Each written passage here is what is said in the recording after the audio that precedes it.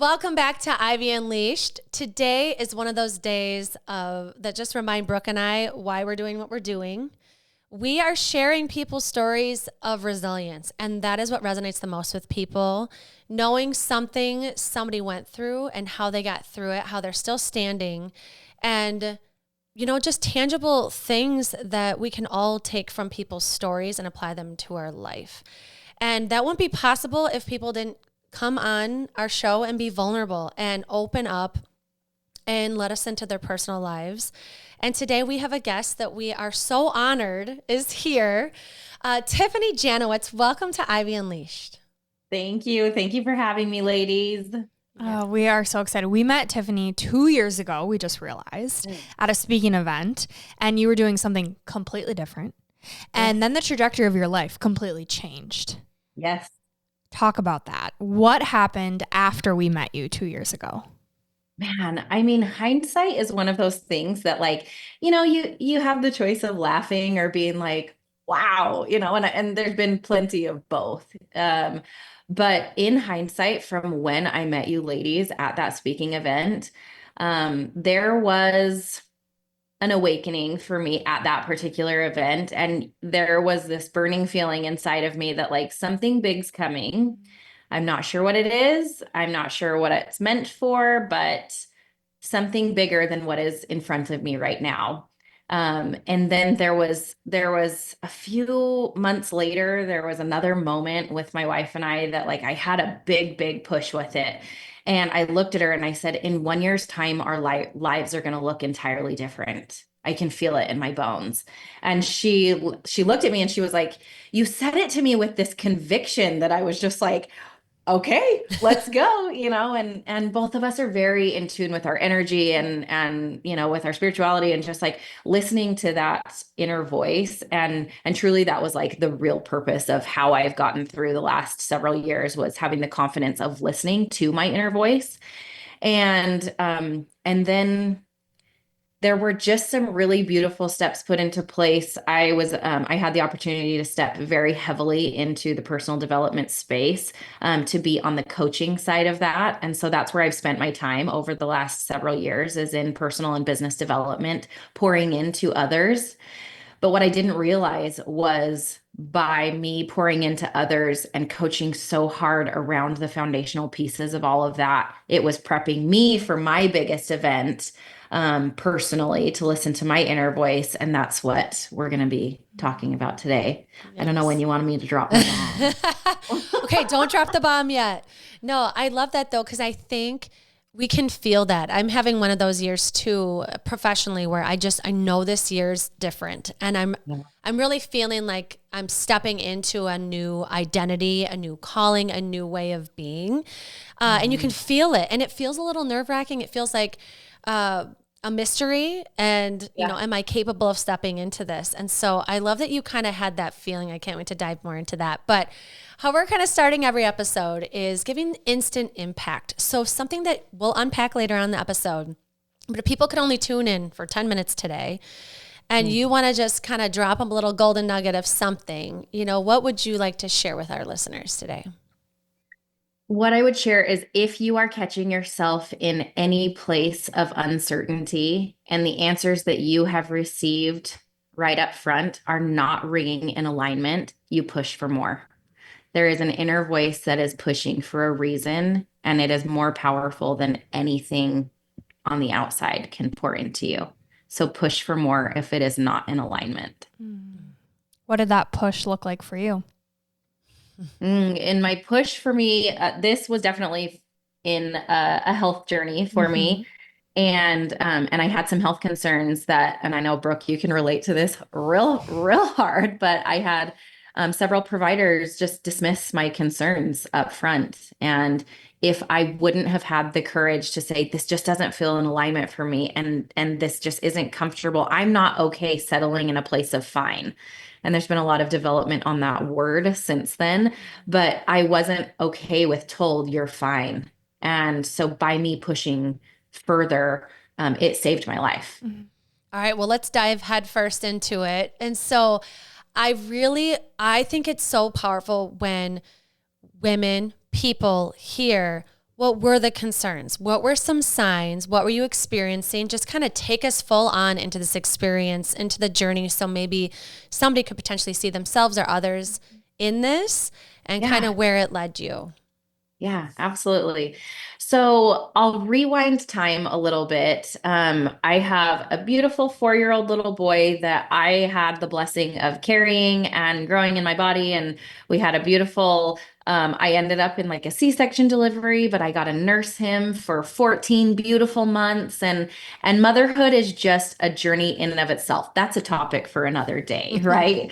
But as your body heals from having babies, or just going through transitions in aging in general, our 30s to 50s, those are changing years for being a woman.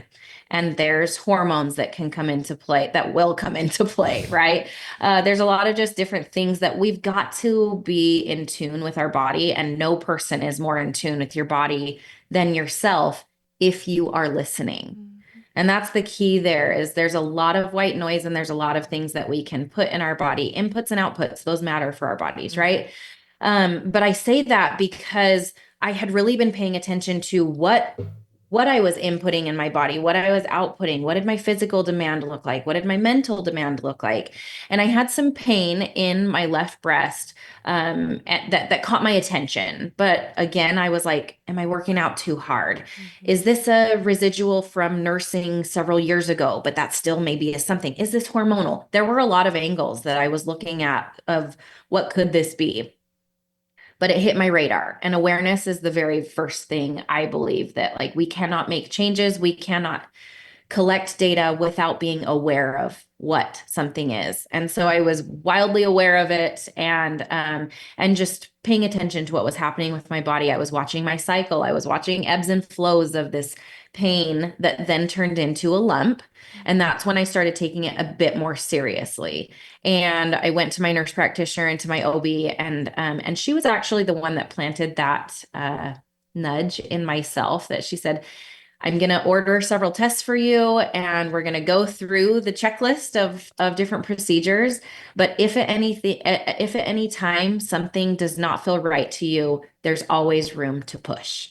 And so ultimately, Cindy, if you hear this episode, you know that you have saved my life in this whole journey, because it gave me the courage to use my voice. We rely on these professionals it's their specialty, and we rely on their education and their voice to help support our voice. And when it kind of comes head to head and you have to wrestle with that, it takes courage to be like, I don't think that you're right, actually. And that's also not common for someone who's seen a lot of doctors, for them to say, if what I'm telling you doesn't add up or doesn't feel right, let's keep going. Like that, that to me, I just want to pause. Like, that's mind blown. God bless you, Cindy. Yes. Shout out to Cindy. Yes, Cindy, I appreciate it. And she said it, and she was like, I'm not sharing this to scare you or anything, but I'm sharing this because I have seen cases that the blanket treatments are not always the answer. And boy, did that ring true. So I'll kind of speed this up. We went through the classic testing. I had a mammogram. I had an ultrasound, also known as a sonogram for some people who are listening. And they tested both sides to see a comparative of the left and the right. And we were really just looking at a bunch of angles. And my test came back and I was fine. And I didn't feel fine. And so that's when I said, I want more. I'd like to meet with a specialist. I'd like to meet with a breast surgeon. And that was the first time that the gal on the other end that was calling me with the results for my mammogram and the ultrasound, it was the first time that she said, well, your results are fine. So can you give me a reason why? And I just kind of paused and I was like, okay. And that was my impact moment that really solidified in myself. No one's coming to save me. Yeah. This is up to me. If I'm going to push for this, gear up, let's go. And so I just said, it's my right to, let's go ahead and make the appointment. And she didn't push back too much further, but I finally got in front of a breast surgeon. And she looked at the results, and I'm kind of going into some detail because as women, these results and these details matter. Yeah. So when you have small breasts, like I had at the time, I still do, but my natural breasts were very small. And so a mammogram doesn't actually tell us a lot of detail. they rely on, in a mammogram, they rely on the fat in your breast to contrast with actual tissue, whether it's good tissue or bad tissue. They're relying on that. And I had no contrast because I didn't have any fat in my breasts since my breasts were so small. So when my surgeon was talking through this, she said, it's literally like looking at a white piece of paper because there's no contrast and I can't see anything is wrong. So to the point of the gal that called with my results, they did look fine, but she didn't know my body. She didn't know the variables that I knew. And so that's why we need to speak up. What did help though was the ultrasound that they took from the left and the right side. The tissue type looked different in the left side versus the right side. And just that small detail was enough for my breast surgeon to say, I don't like these different cells though. I mean, we're talking cellular level now though. And we wouldn't have got there unless I would have said, I want to talk to someone more. I want to do more. There's more that can be done. So that was enough that she ordered a contrast MRI, which an MRI it is more sensitive, but less diagnostic. But that's all we need in a scenario when we're wondering, is there more? We need more sensitivity in there. So I had that done. And now to put timeline into perspective, we're about a year in at this point of time frame. And I went in for the MRI, and when that came back, it lit up like a Christmas tree. It was the sensitivity and the red flags that we needed for my breast surgeon to say, okay, I'm actually not fine. Because what they wanted to do, they wanted me to just sit for 6 more months and then come back for some repeat testing. Well, 6 months when we're talking about what we are, that can cost a lot and not just time. And so that was enough. The MRI was enough from my breast surgeon to say, okay, I actually want to repeat some tests, but from a different approach. So we did more biopsies and we did some more testing. And at that point, those markers came back and I was confirmed with breast cancer. Wow.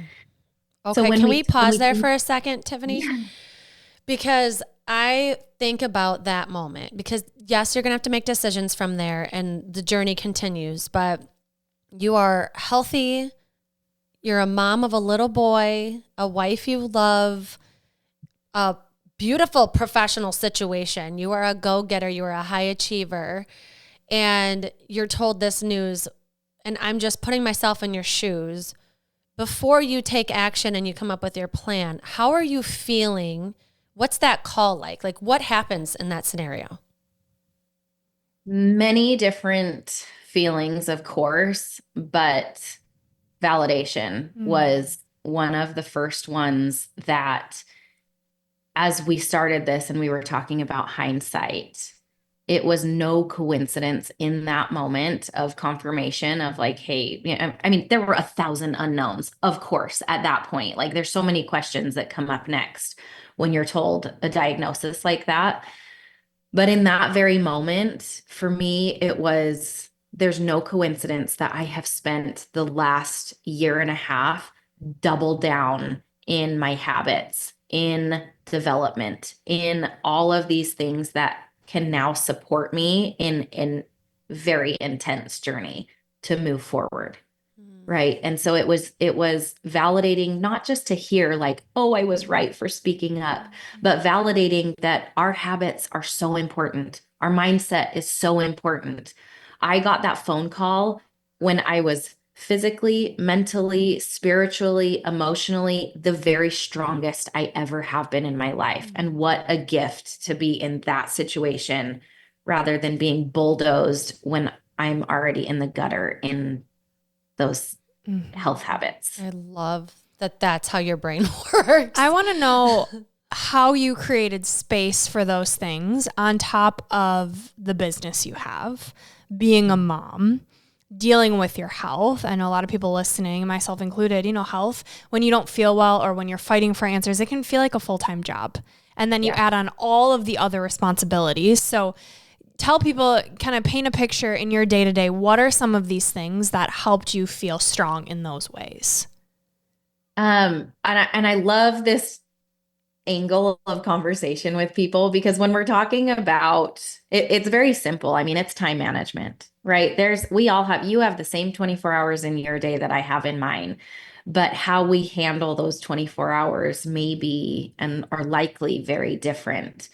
We all grew up in the same era, right? As far as like, okay, you wake up, you go to work all day, and then you do this right after work. And our schedules are just kind of like it's easy to get into a go with the flow type of a pattern with our time. We've watched our parents do a very classic, if you had parents in the workspace, you would watch them do this. There just wasn't a lot of room for creativity with your time. And what I've learned is our time is our own to dictate. And when we are dictating our time, we are not reacting to the uncontrollables around us. It gives us so much more power to say, there's space for this. It gives us permission to say no to things, which I think is challenging for a lot of people. And so really, Brooke, to like dial it back down to the question that you asked is really like, how am I spending my time? Who's deserving of that time? And where does that energy need to go in every day? No day looks the same in my week. Today looks very different than tomorrow is going to look. And that's just the life of business ownership and high performing people. But when we think about that with being able to handle the news, I think it's a combination of that and being okay with sitting in discomfort. Because when we think about, as I mentioned, that was a year-long timeline that I had to push and keep, you know, sitting in an unknown. And when you're sitting in a place of unknown, your brain gets to wander to a lot of different places. So I had already entertained the idea of like, I could be dying from cancer right now. That is a very high possibility right now. And I had already let myself go to that space of what does that look and feel like? And that's a dark space to sit in. That may sound morbid, but what that allowed me to do is prepare. I was emotionally prepared at that moment. Then when I was, when I was told those words, you have breast cancer, it wasn't like, oh my gosh, I do. It was like, okay, well, we've entertained a few different angles of this. So what's next? I'm so glad we're pausing in your story to talk about this, because I think we all need to be prepared for that moment. Like death is inevitable. I love that we're talking about it. And it's so much about how do you want to live your life?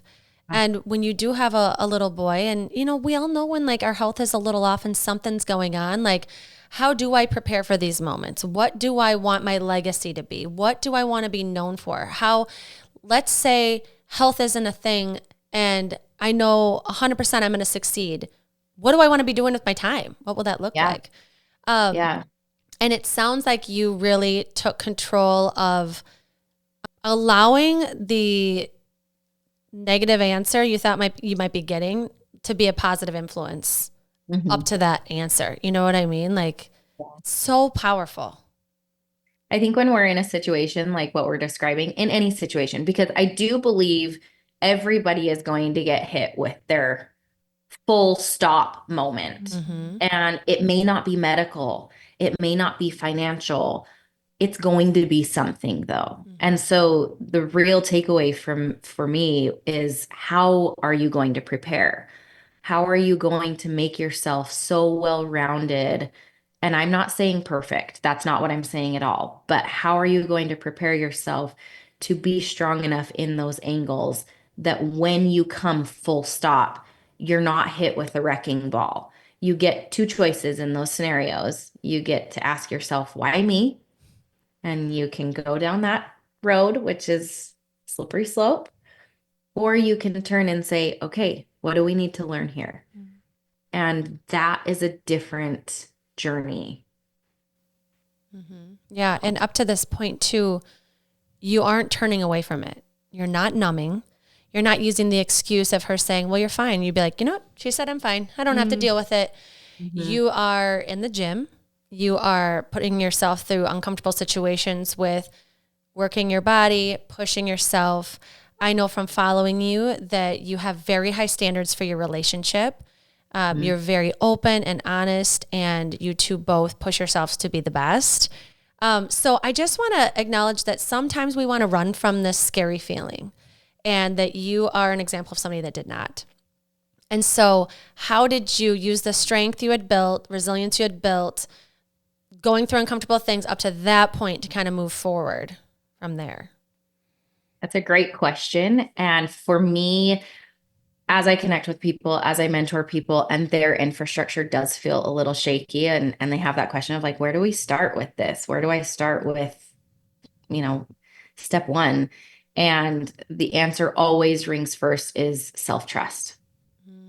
Do you trust yourself? It's a simple question, but it's one that you have to answer transparently. You have to answer with a full, honest heart.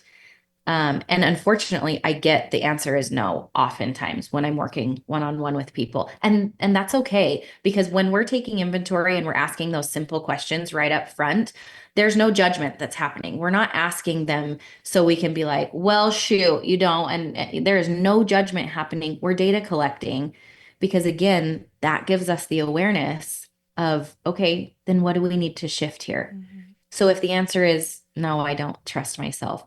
Okay, why not? Let's peel that back a little bit and let's get a little deeper than just the simple yes or no and find out why. But what that's doing is it's building that strength within yourself for the inevitable outside environment that is going to come pushing against you as you put that rep in little by little. And, to Brooke's point, it's the small things that are happening each day. When my alarm goes off, am I showing up for myself first thing by getting out of bed? Or am I procrastinating to myself and hitting the snooze button? It's just little things that may not be these big shining hero moments, but we're putting in the small little steps brick by brick, and that builds foundation. So, to your point, that is, it's got to start with you, because again, even if it's a scary answer of, I don't trust myself, the beautiful part is you can shift that. You have the power to take that back into your own control if you want to. Mm-hmm. What I'm hearing is you have the self-trust. You believe and you trust yourself that whatever the answer is, breast cancer, diagnosis you don't want to hear, you trust yourself enough to deal with it, that you're going to get through it, because time after time you've showed yourself that you have what it takes to get through it, to get through all of the other hardships that you've been through in your past. Am I hearing that what you're saying, right? Absolutely. Yeah. And it was honestly like, there's been a lot of healing from past failures and falling on my face and adversary moments, that through this and being able to wrap my arms around something like this has allowed me to also wrap my arms around other failures. Because what I realized was, by having the courage to fail over and over and get up and keep going, that puts tools into our toolbox every time. And that puts, more sand in that bucket of like, well, there's your trust. There's your trust. You can do it. Having the courage to just keep going. Let's flip it. So there were times in your journey, surgeries, in between surgeries and whatnot, where you couldn't be productive. You couldn't be this version of you that didn't hit snooze, hit the gym, productivity. So I want to know, in those moments where you had to believe rest was productive, you had to sit with your stillness, what did you learn about that version of you? Oh, those moments. That's when you really get into like that mental tank, when you have a go-getter that is like a busybody. Those are very teaching moments. And honestly, like, those were moments that were really, really beautiful. And again, solidifying for me. I've described a night, it was my second night home, and it was in the middle of the night. My whole home is sleeping except for me. And I'm laying in my bed. I can't lift my arms. I'm in a body that looks and feels very unfamiliar to me.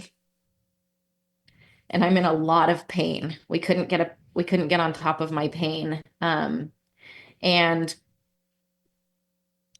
I didn't want to, I'm not one to like keep masking it with, I don't like pain meds. So I was on like a glorified Tylenol for lack of a better word. But instead of sitting there laying in that hospital, or laying in my bed here at home and being like, man, we can't get on top of my pain, I really did get to like dig a little deeper and like, what am I feeling right now? I get to feel this feeling. I get to be here right now. And I got to really unpack, like, how did I prepare for this and what matters right now? And honestly, it was the energy that I was bringing back into my body, because again, I was put forth with like the choice. Am I going to wallow in this pain right now? And am I going to cry myself back to sleep? Or am I going to feed my body full of some powerful affirmations and mindset right now? And that's exactly what I did. And I sat there and I went through every positive, powerful affirmation that I could. Like, you are a warrior and you are healing. And, so I got to do those things to show up for myself. But beyond that, I also got to soak in the service that was around me and that was happening, and the love that was like tangibly flowing through my community and my home. And when you are a natural giver, to be in a space of receiving is a very teachable moment. And it was difficult for me to receive at first. And then I got to just pause and say, like, Tiffanie, you know how much you love serving others, and you know how much you love pouring into others. And if you push back and say, like, oh, we're fine, we don't need anything, there's that fine word again, then I'm denying other people that same fulfillment that I get when I get to serve others. And it's really just like it's a gift that just keeps on giving. And if I'm not willing to accept it, I'm putting a stop in that ever flowing wheel. So there was a lot that was learned. I could go on and on about the thoughts that come in in those moments, but 2 points, you're stronger than you ever acknowledge. Each one of us are so much stronger. We have a beautiful little reserve tank that's sitting there, that when you think you're running on empty, you can tap into that little tank and it gives you that little power booster. But in combination with that, you don't have to do it alone. There are always other people that are there for you, but it does taking the ability to ask or receive. Yeah. I'm thinking about you being a mother to a young little boy boys are wild and they want to jump on their mom but they're so sweet and they love the cuddles and they're just like, oh, I just could eat up my 4-year-old little boy right now. So I'm just thinking about him, and I'm thinking about, we haven't really talked about surgery, like what you actually went through. So can you kind of walk us through what you had to go through as far as surgeries, like what you chose to do and how that was, like balancing that as a mother and how that went for him too? Yeah. So once I got my diagnosis, we were able to look at a couple different angles, and one thing was for sure, we needed to get the tumor out of there, and we needed to do, because my breasts were smaller. I wasn't a candidate for a lumpectomy, and there were markers in that last biopsy that were pointing to intravasive cancer as well. So when we're talking about breast cancer, just to educate people a little bit, there are so many different terminologies and everything that's used in the breast cancer world. But there's two different angles that they look at. If it's maintained inside the duct, then that's like best case scenario. It hasn't started spreading at that point, essentially. If it has broken through the duct, that's when you hear the term intravasive. And when you hear that term, that's when we start questioning, has it traveled to lymph nodes? Is it in other parts of your body? It gets more serious at that point. And my biopsy had been pointing to that as well. So we didn't know, like I mentioned, there were a lot of unknowns going into this. And so when my surgeon came to me, she was like, well, do you want to do the single mastectomy, one side, or do you want to do double? I was like, I will feel like a ticking time bomb. Let's get them out. Like they're boobs for me. It was not like an identity tie-in for me. I was like, what I'm here for is to show up for that little boy and for my wife on the other side of this surgery. And so there wasn't a question in my mind. So I got my double mastectomy last March. And when I came out of that, you have to do these in a couple different steps typically, not always, but in my case, there was a couple steps that had to go through. So we went through the double mastectomy. And they take all of that tissue and send it down to pathology to really, that's when they finalize, like, what phase are you in? Has this traveled? They took some lymph nodes at that point as well to test those. And we're looking at the big picture here and making a full treatment plan.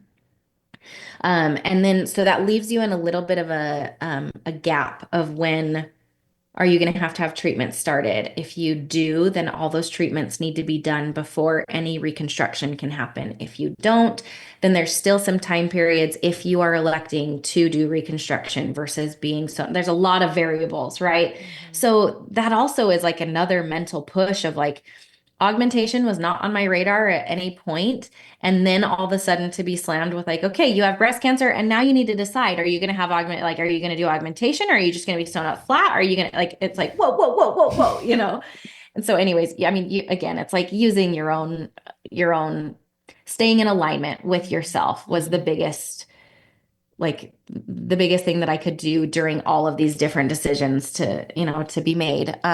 So I get the mastectomy in March and you can't use your arms for a long time. You come out of that with tissue expanders in your chest, which is a whole different beast of a feeling.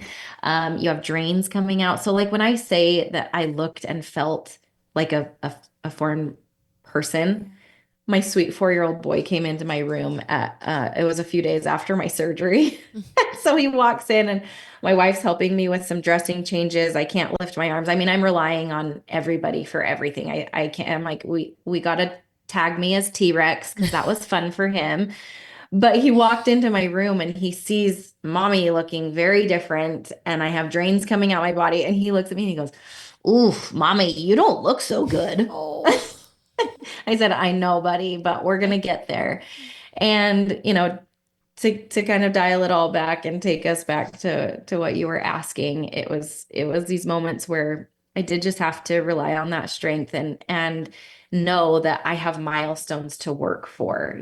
So while I'm a busy mom and I'm a CEO of a company and own other businesses, like there's many things on the table, focusing on what matters in that very moment and knowing that there are things that can wait. And that was a good lesson in all of that like when we're in the hustle of our daily grind, like we are usually, it's like some things feel like they are life or death moments, but it's like the email actually can wait. Yeah. It's okay, but knowing the connecting moments, knowing what's serving you in that very moment versus it puts priority in place.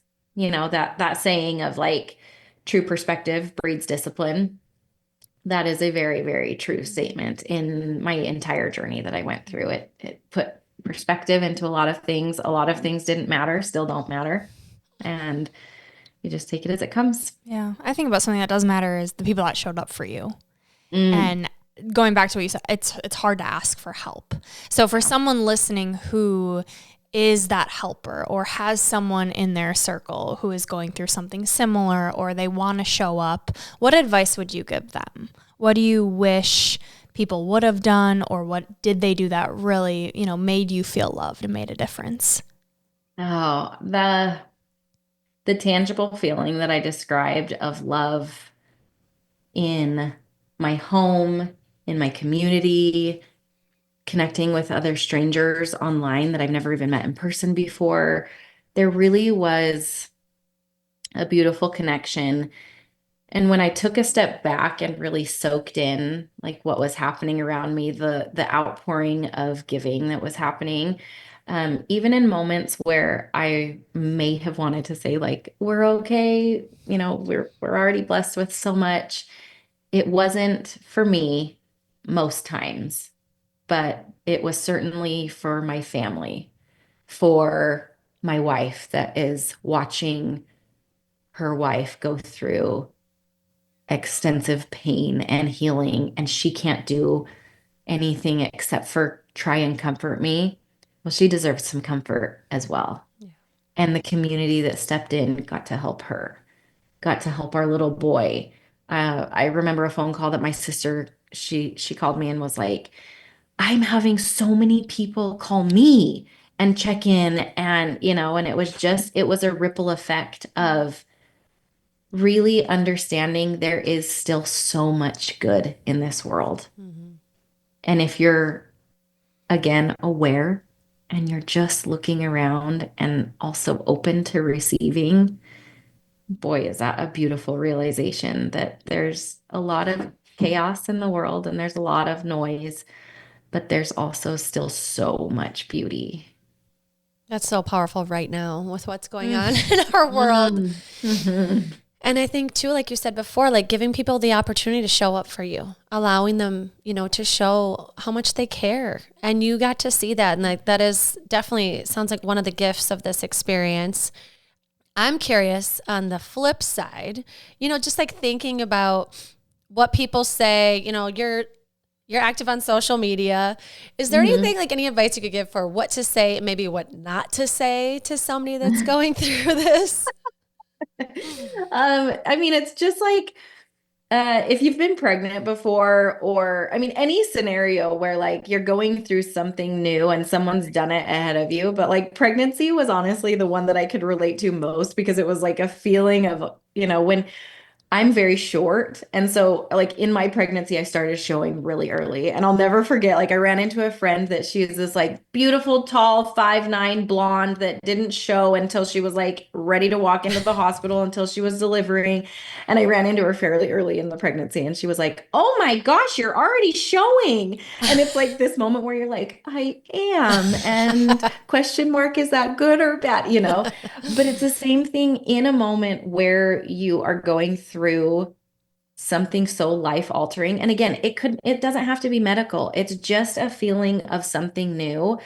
Instead of inserting your feelings, just simply saying, "How can I be here for you?" And just letting it be open-ended for that person to express. Now there's two sides to that though, because if you have someone that's a giver, like we're talking about, and you say, "How can I be there for you?" They're going to say, "Oh, I'm fine." Right. But and that's different in like a stranger scenario versus someone that you're close to, right? So if you know that someone's a giver, then also just deciding something that you're doing. "Hey, I'm dropping dinner off on your porch. Don't feel like you need to answer the door. You can put it in the freezer if you need to. Use it when you do." But it was just an act of like, "I'm here for you." And then that got to let my family receive it how they needed to, feel that love how we needed to, you know. So there's two folds to that, because I do think like in a situation where you're just kind of doing some talk therapy with a girlfriend, then yeah, how can I help you? And just be open to it and don't feel like you have to solve anything. It's not your problem to solve, but you can certainly be a support. Yeah. And food's always a good idea. Food's always a good idea. It really is. I'm curious also. I just like, I'm putting myself in your shoes. I'm thinking about you going through this, and I'm thinking about, you know, you and your wife do like body competitions. Yeah. And it's not like you're like, "Look at me and look at my body." Like, it's for strength. It's like to push yourself, right? But when you're used to your body looking a certain way, and all of a sudden it doesn't look anything like it looked, and you can't use it the way, you know, can you talk about like looking in the mirror and what that experience was like when you're seeing scars or you're seeing things looking differently? Yeah, absolutely. The physical aspect of that is a subject that it's one that's like, yes, I can have the strongest mindset in the world, but I'm still human when I stand in front of that mirror and I'm like, wow, this is very different. You know, I mean, there were moments of just like, I think I'm entitled to I know I'm entitled to my feelings, right? Letting myself feel that, and don't shove them under the rug, right? But being able to talk through that, and also being able to like talk through that with my person and be like, "This feels so weird." The weird part for me really was truly like when I had those tissue expanders in.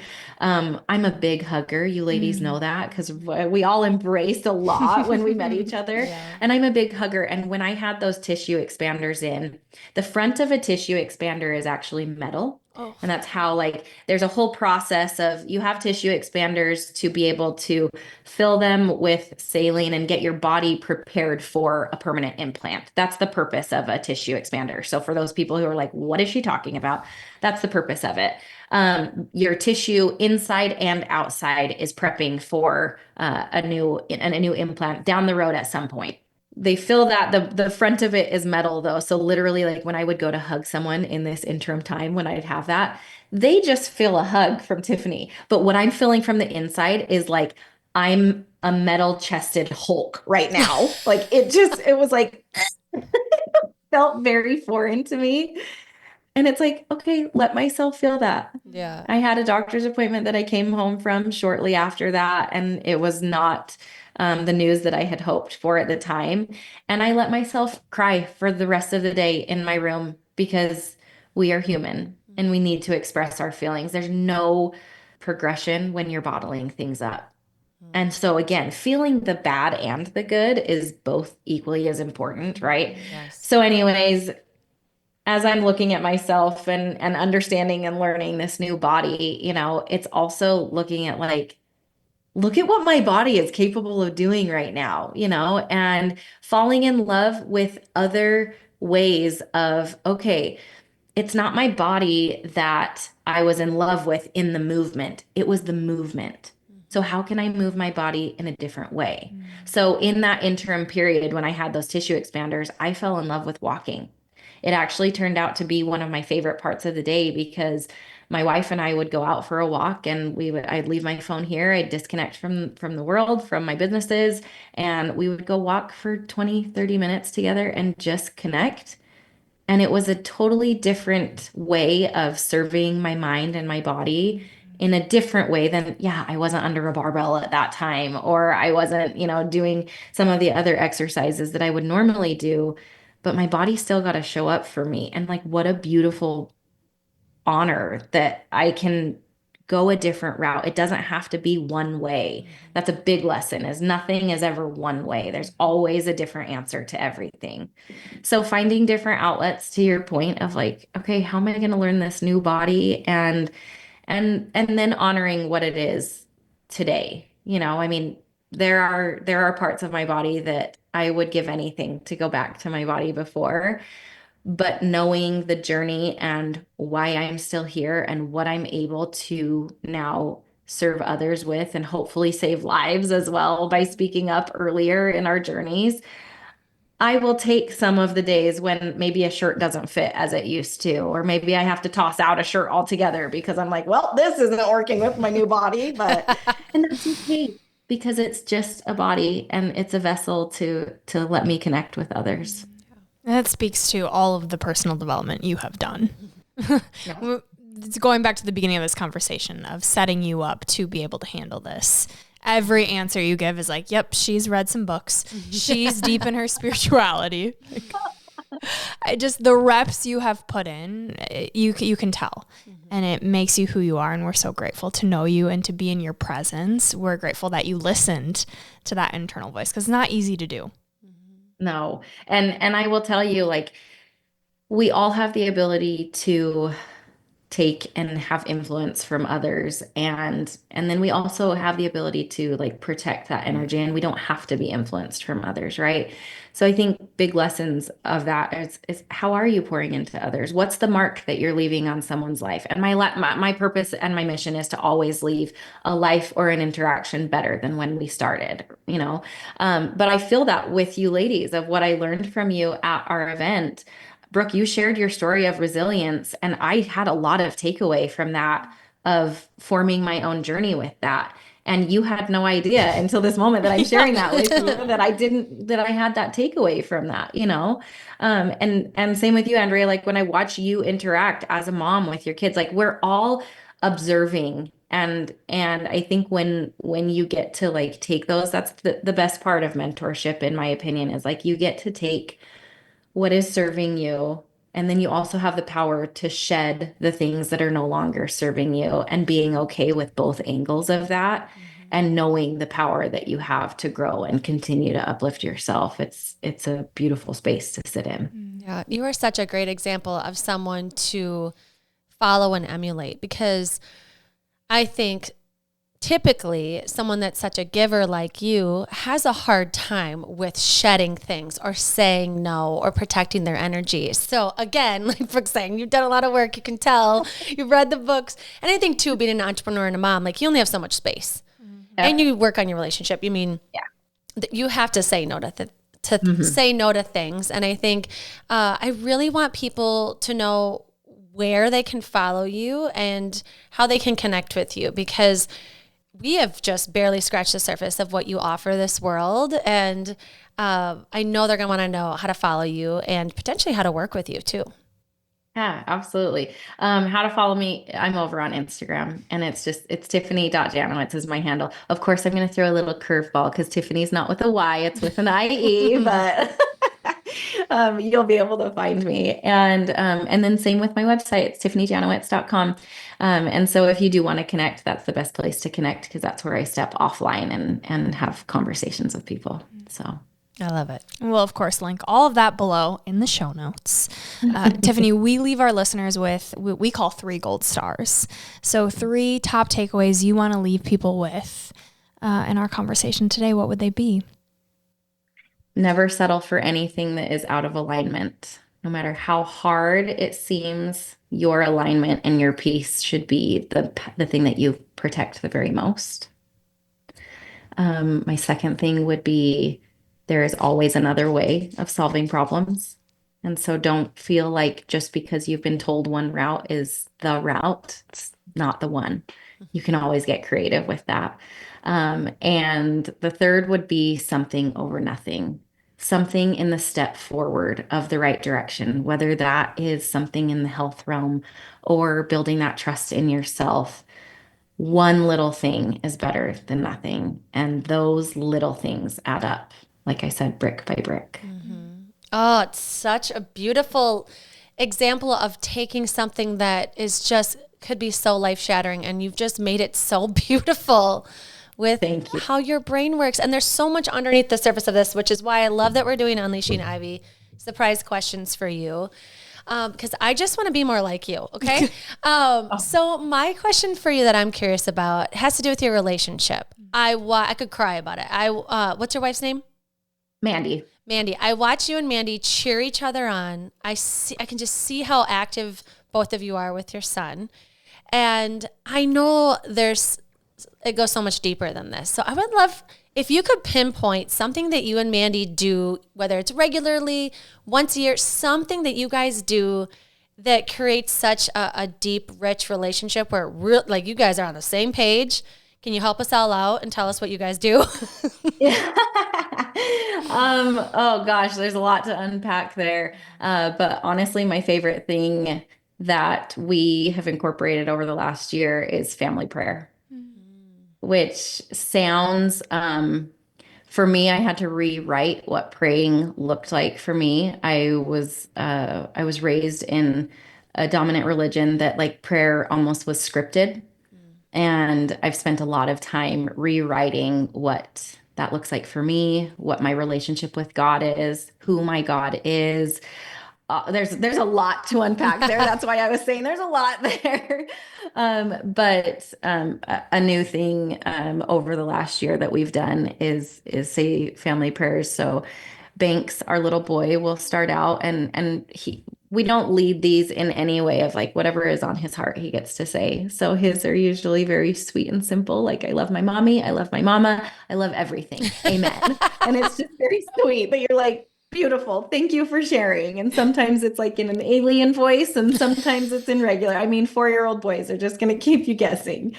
But then for Mandy and I to pour into one another and into our God and just express like the gratitude that we have for so many different angles and have that be the way that we wrap up every single day with the 3 of us and our family. It's more powerful than I could ever describe to you.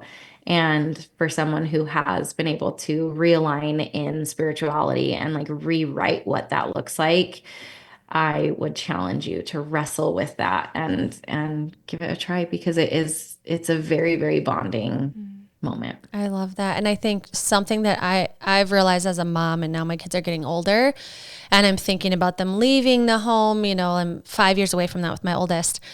And I think from someone that didn't come from like a really like religious, like my parents took me to church, it wasn't like that. It was more like a relationship.